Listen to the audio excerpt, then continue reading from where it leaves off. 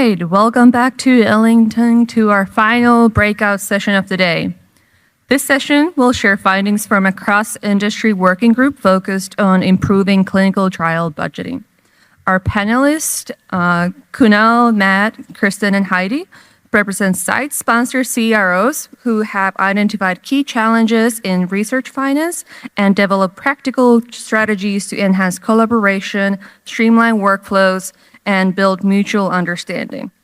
This is also a special session because it's also a live podcast recording. So I'll turn it over to Kunal to kick us off. Thank you. Great. Thank you so much for the introduction. I'm really excited to have this opportunity with these esteemed panelists who are wonderful, fun people who have taken time away from their families to be here to have a really rich conversation about best practices for clinical trial budgeting. We will allow for audience questions towards the end, but we will get started right now. So clinical trial budgeting has been a long-standing bottleneck in study startups. From your perspective, what are the most common pain points that cause delays during budget negotiations between sponsors and sites? I'll start with Heidi and then Matt, and Kristen can close it up. Yep.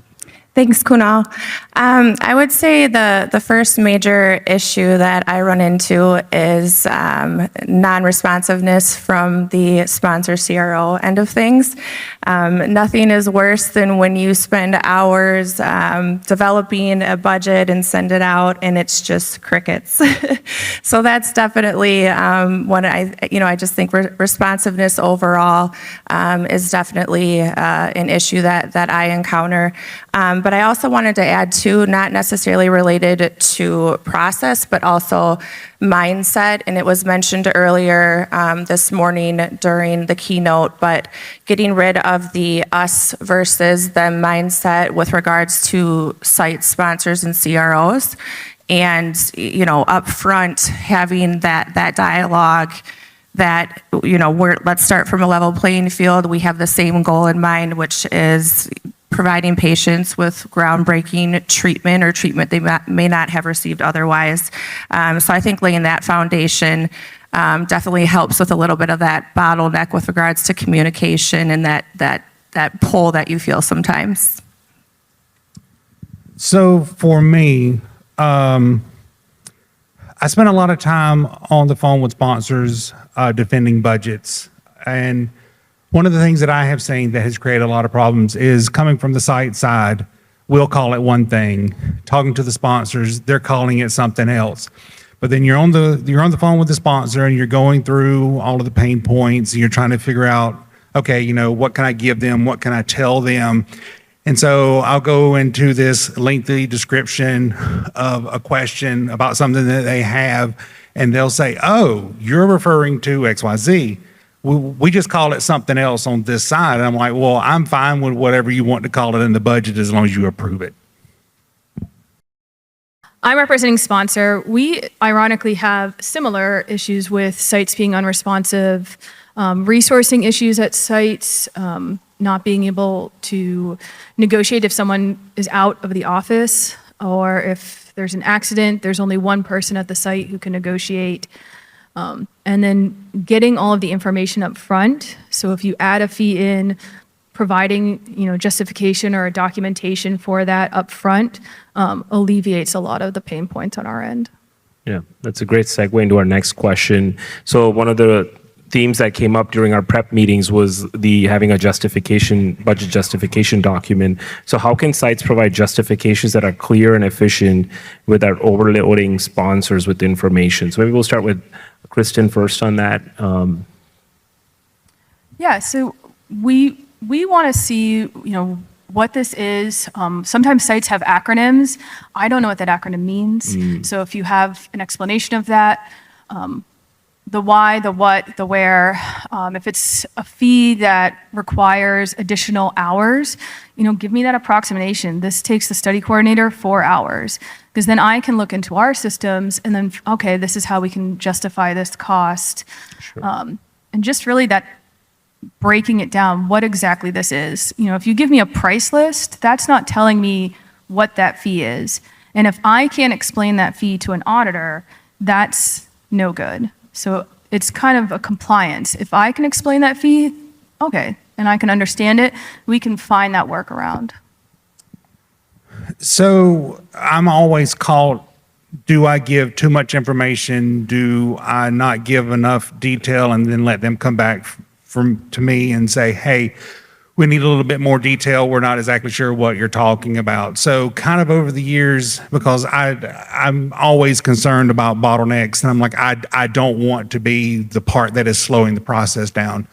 So what I have done over the years developing justifications with sites is I will say, okay, well, let's err on the side of caution and give them a little bit too much information. And that way, if they need more information later on, then they can ask for it. But I don't want to start by not giving them enough and then causing another round of emails and another round of calls and all that. But a lot of that also comes back to the site. And because when I'm working with a site and I'm putting together their documentation, I'm like, you've got to be able to tell me what goes into XYZ, because that way I can transfer that into what goes on your justification. But then when it gets to the sponsor side, then that gives them a really solid understanding of what you're actually asking for. So if you're a site and you don't understand your own workflows and processes, then how are you going to get that information to the sponsor? Yeah, go for it, Heidi. I'll add from the site side, and I kind of parallel to what Matt said, but I over-justify. I'm definitely guilty of that. We have a administrative fee schedule that I send out with all budget negotiations. This covers everything from startup to closeout, pharmacy fees, monitoring fees, you name it. Under the cost, there is justification for such. So that is delivered with the initial budget when I redline it for negotiations. I also do redline all of the fees in the budget to match the admin fee schedule, because I also am aware that some sponsors or CROs, they won't even read it, this large document. They'll just go right to the budget. So it's definitely, there's strategies to it, but having a justification document, ours is on letterhead, it's signed. We also have our overhead on separate letterhead with justification there. Definitely helps get the ball rolling with regards to negotiations. And I would like to think it cuts down on the back and forth, but time tells on that one.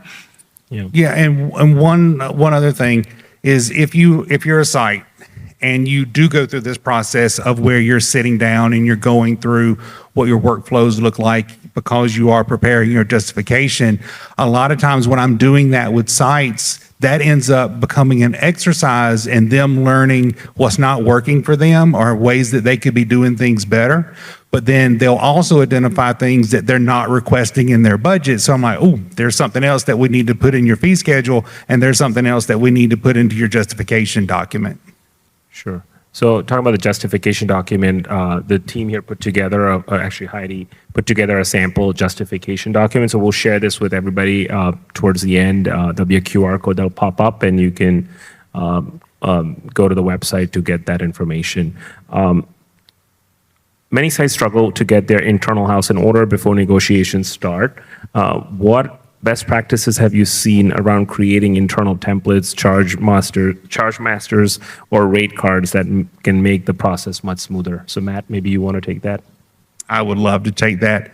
So again, working with sites a lot, you have to know what is going on at your site, and you have to be able to write that down and know what your workflows and your processes are, et cetera, et cetera, et cetera. But for me, you should have a process. You should have a standardized process of how you do. For me, I like to say how you do everything, but especially when it comes to your budgets, you have to know what that process is, and you need to follow that process every time, every budget with every sponsor. And not just the process, but also the documents that you use, whether it's your fee schedule, whether it's your justification template, whether it's your overhead policy. Know what your process is, know what your costs are, and then follow that each and every time. Because for me, being fair and transparent, that's a very good way of making sure that you're being fair and transparent with every sponsor. I love it. I'll also add on that from the site side, something that we do for all of our studies and startup is we have a coverage analysis and budget review call as a team internally. So it's myself, our startup coordinator, and the clinical team. So on that call is really the point of it is to review our billing designations on the coverage analysis, answer any questions, and then I also present the internal budget that I have developed. And maybe I need feedback on time and effort items. Maybe I need to know if there's certain questionnaires or other bits of information, whether or not the PI is responsible for this or the coordinator. So that also helps level set everything before going into negotiations. But I agree with what Matt said, having a process and following that for all of your studies and even laying that out with an SOPs definitely helps as well. The second piece of your question, Kunal, regarding rate cards, we do have budget rate cards, master CTAs, CDAs, with a bunch of sponsors, and I will say my best advice there is to keep ahead of those and those renewals. We have ours on a tracker. It's nice if you have one or two people monitoring that and staying connected with those contacts to make sure that the dates on them don't lapse. Yeah. I just, real quick, I wanted, because we're on the Site Enablement League here at Florence, and one of the things we worked on in this session was creating a budget justifications guidance document. So if this is something you've never done before, utilize the documents that Florence has now helped create. Yeah, absolutely. I would like to echo what Kristen said. So when we get to the end, you'll be able to download all those 3 documents that this group created, and then the one that Heidi put together. Sure. And then one additional thought is if you do have a process, if you are using the documents that you put together, for me, that makes it much easier to justify to sponsors what you're requesting because you're not pulling it out of the air. It's based in reality. Right. So what I'm hearing you guys say, we started talking about us versus them, and then we started talking about having a process around things. So just kind of put it all together, I want to ask you guys about how can sites and sponsors build more trust and transparency into the budgeting process to reduce the back and forth negotiation cycle. So I'd like to maybe start with Kristen on that. I mean, the big thing is communication. Like we've discussed, having that documentation to provide initially. I also really encourage having phone calls. If you're looking at a sponsor template and every sponsor has their own separate template and it's confusing to you or you don't know where to plug in your fee, do a quick call with your negotiator on the other side and say, explain to me here, or I have this fee, I'm not sure how this fits in, and have them help walk you through it. So that your fee still gets covered and you're not doing an extra round saying, well, I added it here, but it should have been there. Communication's a really big thing. Absolutely. And I like following up communication with a communication because whether I'm working with a sponsor or a CRO on a budget, I'm not the only site that they're working with. I'm not the only budget that they're working with. So if I call the budget/contract person and we have a conversation, I always like to follow that conversation up with a summary email because not only does that remind me that I talked to them, but it also tells me and them what we talked about. So if we agreed on anything, even if it's something as trivial as a date where I'm going to have first revisions to them, I've got that in writing.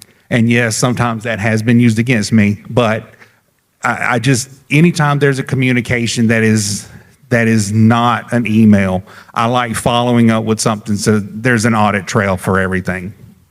I love it. And I'll just add for building trust and transparency, when I think of justification, my mind often goes to administration fees and your administration fee schedule. However, when thinking about the per patient budget as well, and how you are maybe bundling CPT codes or time and effort items, I always try to be as transparent as I can. I give hourly rates. I let the sponsor know maybe our ICF is this expensive because this is how long, or this is the hourly rate our PI is at, that our coordinator and nurses are at. This is the time that we have averaged and allocated towards this item. And then sometimes too, echoing what Kristen said, it's okay to ask the sponsor questions. If I see a tumor biopsy for over $9,000, I'm assuming that there are a lot of things bundled into that price. Anesthesia, maybe there's local labs, pathology, you name it. So understanding as well when you're pricing out the per patient budget and getting that clarification ahead of time will save a lot of back and forth. Yeah, and I'll add to that. Every so often, I'll be talking with a sponsor, CRO, and our numbers are just, I'm on one end of the spectrum and they're on the other end of the spectrum, and we cannot figure out why are our numbers so different. Well, I'll say, what went into figuring your number? Is there anything you can share? Are there CPT codes that you can share that lets me know exactly what you're requesting? Because I know, like, if I go back to the site and I said, okay, well, is this assessment or this procedure? Well, they might ask me, well, depending on the patient population or depending on the therapeutic area or depending on the indication, it might be this, or it might be this, or it might be this, or it might be this. It could be 9 different things. It's one assessment, it's one procedure, but it could be done 9 different ways. What are we including? Well, then I'll go back to the sponsor and the CRO and I'll say, what exactly are we doing? Is there a CPT code or codes that you can share with me that tells the site exactly what is being requested of them in the protocol? And some sponsors will readily give that information, sponsor CROs. Some sponsor CROs will readily give me that information. Others say they can't share it. I don't understand that. I always take that as, oh, you don't know either. So you're just hiding behind this facade of, well, we can't share that. Right. I love it. So what I'm hearing is like communication is really important, following up on that communication through an email, and then having documents that back that communication up. A couple other resources that I'd like to add is I think always remember people have different communication styles. So I think I remember doing like a workshop many years ago where they said some people have like a red style, they're more direct, others are more yellow, more social, and then there's green, which is more friendly, and then there's like blue, which is more into the data. So kind of understanding who the other person is on the other side and kind of adjusting your communication style to that person is really helpful. And then another resource I'll say, there's an awesome book I read a while back. It's called Exactly What to Say by Phil M. Jones. It's actually meant for salespeople, but I think you can use it even on your day-to-day. He gives like a set of 23 phrases that you can use when you're communicating with people. So again, like definitely check out that book. I have nothing to gain from you purchasing the book, but I think it would be a great resource for people. Okay, so are there any communication tactics like early intro calls and shared templates that you found to be particularly effective in aligning with expectations early? I know we touched on some of that, Heidi. You brought this up during our pre-call, so I wanted maybe you to start that question. Yes, definitely. So when we're first connecting with a sponsor or CRO, we have a startup coordinator send, and I'll just say it's a beautifully written welcome letter.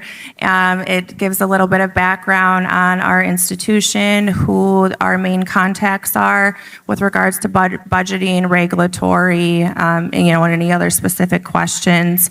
It also lays out key milestones, which are obviously important for the sponsor to know. There's certain steps that our institution takes. For example, once all the documents are finalized, we do our own internal document congruency call to make sure that ICF language lines up with budget and the contract. So just giving that overall layout within this letter is definitely helpful and aligns expectations. So we send that out in addition to the admin fee schedule and other bits of information that I mentioned that are put on letterhead.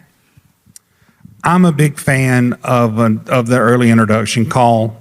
Sometimes before I even open the budget or the contract or even look at the protocol, I want to reach out to the sponsor and the CRO, whoever I'm going to be working with in a negotiation, and tell them who I am. That way it puts a voice, maybe not a face, but it puts a voice with the email, and I'm just not some email that's sitting in their inbox. I also use that as an opportunity to let them know, kind of sort of like what Heidi was saying, that if you need anything from the site, there's one or two people that you can reach out to. If the site has a single point of contact, I tell them up front, hey, if you need anything, you reach out to this person, and that person will route it to wherever it needs to go. I have brought that up to sponsors and CROs as well, and they have all thought that's a great idea. I'm like, well, can you implement it on your side as well? Because going back to the whole communication thing, and not necessarily when it comes to budgets, a lot of times when it comes to communication, sites might not know, if my CRA isn't responding, who can I go to? I know in the industry not all that long ago, there was this new thing called a site liaison. And this was someone at the sponsor or the CR level that we could go to no matter what the problem was, no matter what the question was, no matter what the issue was. We'd go to that one person and they would route it internally at the sponsor or the CRO level. So for me, early communication and having at least one single point of contact for no matter what the sponsor or the CRO might need. Going off of them also, and in those early communications, if you work with that sponsor regularly or within the last 2 years, mention that other protocol. See if you can go ahead and just ask them, hey, can you send me a budget with the fees, previously approved, already added into it? I love getting those. Yes, I will do that for you. And that helps speed things along. So then you've already past the level of that original round of negotiations from that previous agreement. You see the fees that have already been approved, and I find that helps move things along a lot faster too. It's a great idea. Yeah, just to kind of piggyback off where you left off on a signed contract to move things forward. Realistically speaking, sometimes that does not work. I will have a sponsor or a CRO come back and say, not to be the Debbie Downer, but I'll have a sponsor or a CRO come back and say, well, every study is different, so we can't use that budget. I'm like, I literally executed this document a week ago. Why do we have to start from scratch? Right. Okay. So the next one is, how can sites strike a balance between being flexible with sponsors and protecting their operational sustainability? Maybe Matt, you want to start with that? I'm going to go back to, if you're a site, you have to know what your costs are. If you do not know what your costs are, then you're not putting that in your budgets. And if you're not putting your true costs in the budgets and making sure that they're being covered, I don't see how you're going to remain sustainable. Yeah, adding on to that, so I always I usually have 2 or 3 versions of the budget internally created. So first I'll do a bottom line budget. So that is based off of, we have our own internal charge master, but the fees are very low Medicare rates with minimal inflation, low hourly rates for time and effort items. It's basically bare minimum scraping by if we were to do this clinical trial. Now, if my negotiations ever get maybe even 50% close to those bottom line numbers, that's an escalation point for me that I'll discuss with my leaders in the clinical team. So knowing that bottom line is definitely imperative when going into negotiations. Those are, of course, aren't the numbers that I enter negotiations with. I'll do a middle tier and a top tier budget as well, and deliver the top tier. I feel like I'm giving my secrets out. Deliver my top tier to the sponsor. But again, all that justification is there, hourly rates and what we need to do this clinical trial successfully and efficiently. When you say give your top tier, you'll start with the highest amount first. Is that what you meant? Yes, okay. Yes. I call it my inflated budget. So we'll use our highest hourly rates, be a little more generous on time and effort, maybe build in a little bit of flux if some visits could run longer. So there's a little bit more that we put into those top tier, I'll say, sure. budgets. So if people that are taking notes here, they could. If they send you an email and they know the first budget they got to you, they shouldn't even open the file. They should just go to the say, can you just send me your, you guys have an insider here, at least for a few weeks till this podcast goes live. All right, Matt. So that caused me to think of something. Give me a moment. Kristen, you have anything to add while I get my thought back? No, I have told sites, I want to pay you for the work that you're doing, but like we all know, it varies. What one site completely different from another. You know, the fees that I get in vary greatly, even on one study. So, you know, explain to me what these fees are, send me that documentation so that we can try and find that balance to make everyone happy. Sure. Or get the drug to the subject faster. All right, so that neuron decided to wake up. So my background is actually in public health. I worked in public health for 5 years before I got into research, and I worked with underrepresented, uninsured, underinsured populations. So when I got into research and I really started getting into the budget side and I really started getting into the business side of research, it made me feel dirty that we were monetizing someone's pain and suffering, if I want to be dramatic. But now, as I talk to sites, you know, I tell them, you know, not that we're seeing dollar signs whenever we're seeing a patient or a participant in a study. However, this part of clinical research, it is a business.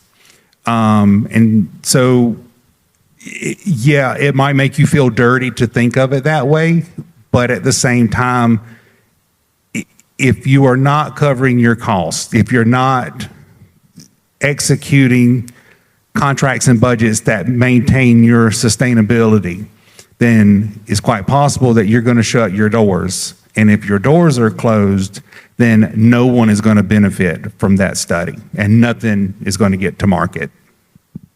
That's the golden nugget, Matt. Absolutely.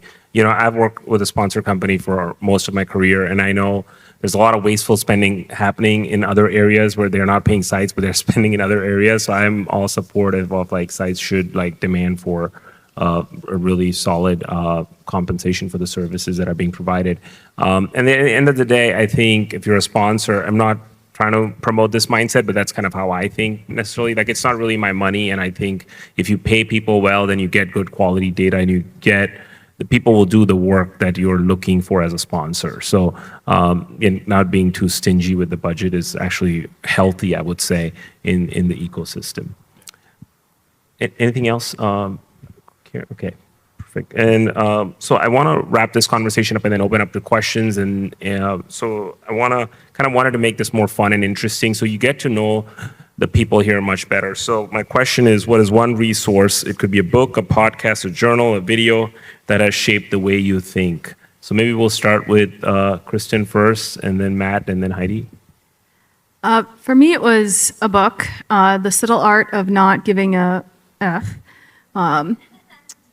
And it just really helped me not be so anxious and overanalyze every decision and just, it'll be okay. We can fix anything, we can make it work, and at the end of the day, we're helping people, you know, get more time with their families. You know, a clinical trial gave me 13 more years with my dad, and I'm very grateful for all of that.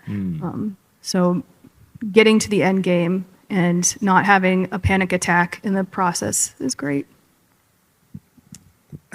So my resource is a little more unconventional than a book or a podcast. But what shaped the way I think is I'm probably going to get emotional. I was raised by grandparents that were born and raised during the Great Depression. So I like to think that I have a very different perspective on just things in general, life in general, how you treat other people in general. And I know especially from my grandfather came this idea of being fair and transparent in everything. He was one of those guys that, to a fault, he would just tell you everything. There was nothing that was ever hidden. And so and quite honestly, I had never thought about it. So thank you, Kunal. I had never thought about it in that way, but a large part of who I am is because of how I was raised, and I was raised by grandparents that were born during the Great Depression. And what I brought into clinical research is the fact that, to a fault, I try to be as fair as possible, and I try to be as transparent as possible. And so when I am working with sites, it's the same way. And like I was saying a while ago, if you are fair and if you are transparent, then no one can call you out on it. You can justify what you're requesting because numbers and the math that you use to arrive at those numbers does not lie. I don't know how to follow that up. Thanks, Matt. Thanks, Matt. I will share a book rec as well. It's called Nice Girls Don't Get the Corner Office. It's males in the room, you can read it as well. It definitely helps with practical and tactical communication, mindfulness, awareness within the business world, and overall confidence. I read it, probably 8 or 10 years ago, but it definitely stuck with me. And yeah, I would definitely recommend it. Great, thank you so much. I'm not the panelist, but I'll give you a recommendation that I have. It's from the clinical trial landscape. It's a book called The Horse Named Jim, and I know it's like a really strange name, but it's called Horse Named Jim, I think a clinical trials manual. It's by Duke Clinical Research, and it's an amazing book, and I try to track down the authors. I think they moved somewhere, and I can't get hold of them. But they have this amazing resource that they've created. It's, you can get it on Amazon or wherever books are sold. And a lot of people I know here are site sponsors in basically clinical trial operations, and I think this book will really serve you well. And if you have any knowledge gaps into the ecosystem, it will help you understand those knowledge gaps. So if you have new staff starting on your team, encourage them to read this book. They'll learn a lot. With that being said, I think we can open up to questions. And I hope we have a lot of questions, because if we don't, then I'll go to my backup questions, which I really don't want to do. And then that's the QR code. I think you can see it to download the files. You'll also hear from me when we get this interview live. And if you do ask a question, you'll be on the podcast, which is really cool. And I do ask that you hold the microphone close to you as we have my colleague there trying to run around, trying to get the microphone to you.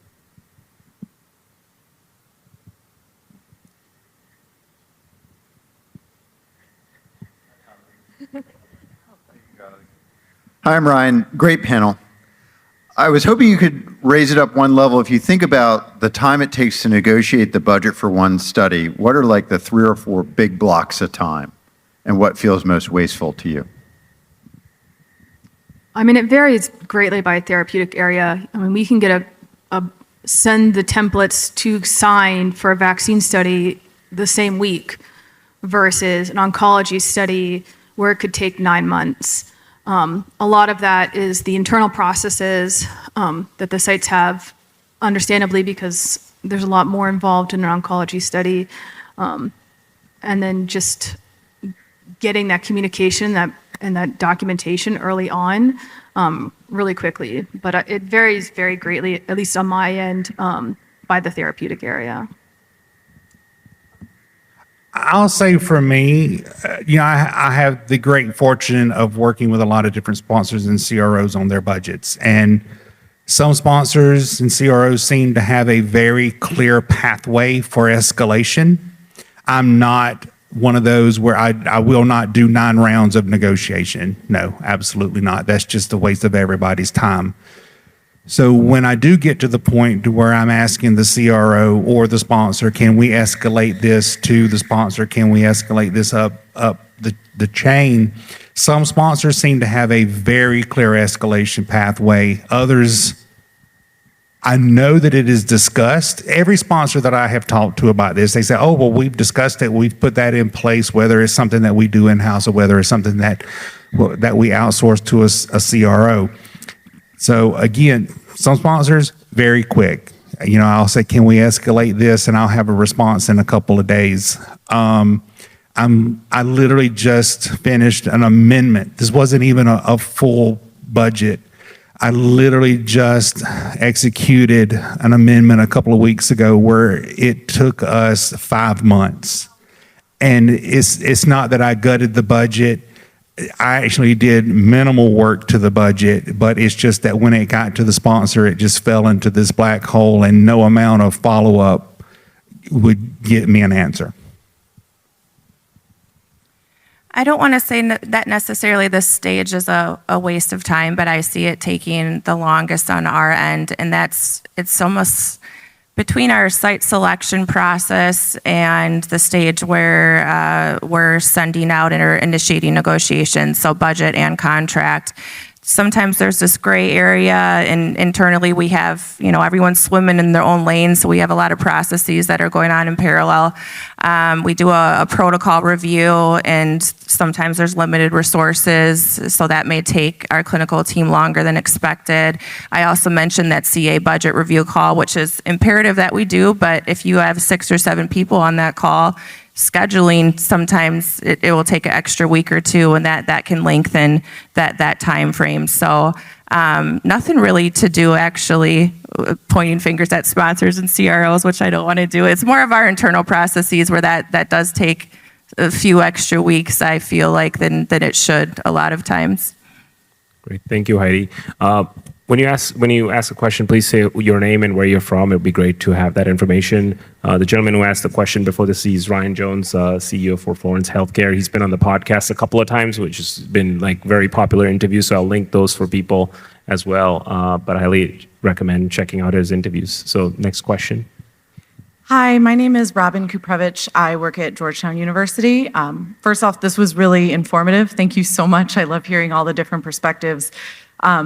I started a project a while ago where I went back and I looked at all of our budgets over the last 8 years that I've been in my department, and I've noticed a lot of areas where we were chronically underfunded.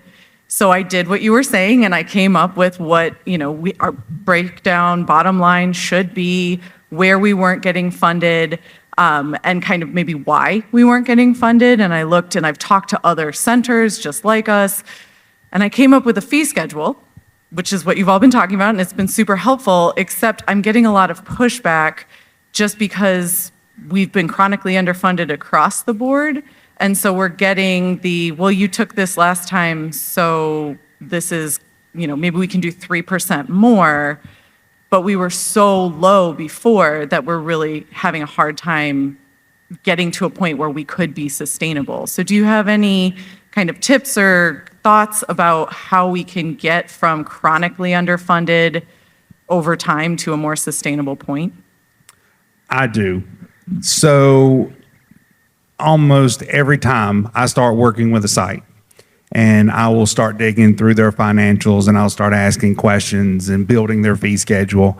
Well, the very next budget, sponsor will come back and say, well, this is way higher than anything else that you've submitted. On the last budget, you accepted this. On the last 10 budgets, you accepted this.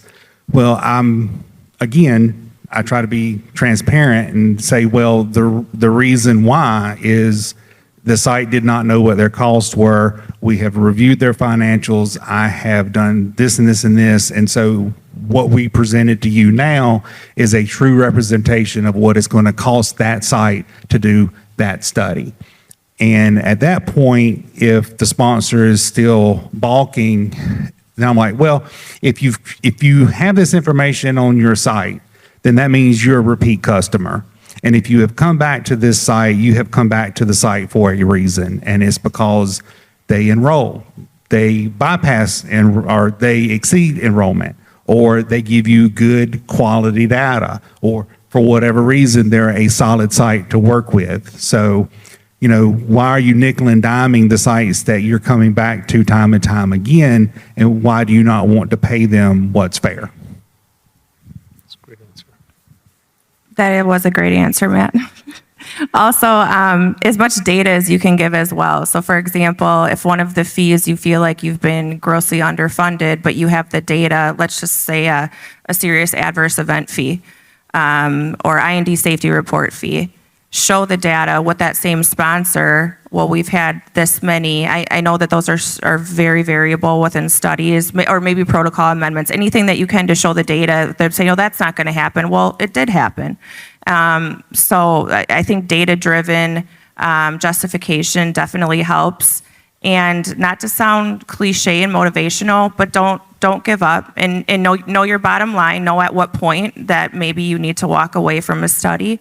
But keep pushing, get on calls, and just justify, and also be a little bit flexible too. Maybe there's some fees that you can give a little on, and reroute those funds elsewhere. There's strategies to doing that as well. But yeah, I mean, I'd love to help you. So feel free we can connect afterwards too. Yeah, And I'll say, my experience with sponsors has been they really want their sites to be successful. They do not want to nickel and dime them. And they also want to understand what happens at the site level. So a lot of times when I'm on the phone with a sponsor and we're going through that budget defense call and we've come up with something that we can agree on, a lot of times that sponsor will ask me, hey, can you stay on the phone a little bit longer? We want to understand what goes into XYZ. We want to understand what works at the site level and what doesn't work. How do you do this? How do you do that? So, sometimes it does come across that we're poo-pooing sponsors and CROs, but I've had very good experiences with them once I get the right person on the phone and I can explain to them why we're asking for more, and they're like, oh, okay, we get it now. Yeah. And I just emphasize, I think they all talked about while you were trying to explain getting on the phone, getting on a call. I think, Kristen, you mentioned about calling people. And I think that's really the crux, like try to get off email as quickly as possible and get with another human being on a call. So I think it's very underrated in this day and age. So I think the more you can talk to people, the better. I see there's another question here. Hi, my name is Kinjal Shah, and I'm from the sponsor side. I work at Abiomed Johnson & Johnson MedTech, and I oversee clinical trials there. And one of the most common discussion points during our team meetings is that contracts and budgets are a bottleneck for us to get sites activated. And so we talked about a lot of challenges that we faced in today's world, but what do you think are the big picture shifts that you think we need to see in the next 3 to 5, maybe 7 years for this to be much faster, more efficient, and truly not be the bottleneck, which in my world, I know that contracts and budgets is the first thing we look at over multiple other things because we know we're going to get stuck there. All right, I got this. So because I do so much work with budgets and contracts, and I also do a lot of work on the regulatory side, so I keep everything. Not too long ago, a couple months ago, I got a budget, and I'm looking at it, and I'm like, this is just a joke. So from one of the major CROs, well, I went back and I pulled a budget from 13 years ago, the exact same template with the exact same amounts. It was the same therapeutic area, same indication, so there was no differences there. So my question is, why are you still doing that? Why are you not sending out budget templates that have already been updated with all of the data that you're gathering? If you have these databases from thousands and thousands and thousands of study from tens of thousands of sites around the world, then why are we still getting the same documents that we were receiving 13 years ago? So for me, if a sponsor would, from the get-go, offer a comprehensive budget, I think that would solve a lot of the bottleneck problems. I also find issues with the contacts, and I think if those were, I don't want to say automated, but oftentimes I will ask for certain things in the budget that were communicated during feasibility or the site selection process, but my new contact has no idea that maybe we need Bosnian translations and they don't know if they can provide them. So, I don't have the solution there, but there's some type of communication breakdown that is definitely a part of that bottleneck. Yeah, I'll add to that. After, the way I used to do it is after we had our PSSV, SQV, whatever you want to call it, and I would tell the CRA during that PSSV, this is what we expect. I would make sure she put that in the follow-up letter in her report, or his or her report. I would make sure it went into the PSSV, SQV, whatever report. And then when we would get the budget and the contract and I would say, oh, well, none of these things are in there, I would tell the contact, well, this is when we had our SQV, this is the date, this is the person that did it. Every time they would come back and they would say, I don't have access to that information, so I can't put that in the budget. Yeah, because those teams are working in silos. Okay, I think we're at time. thank you so much for being here and providing so much value to our audience. Can we clap for the panelists?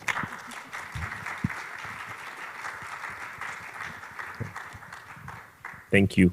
Thank you. Yes, thank you all for that great discussion. I can't wait to re-listen to it on the podcast. What an incredible day so far. We have one more session in this room, just starting in a couple minutes. We have an innovation showcase with double-blind bio, so make sure not to go anywhere.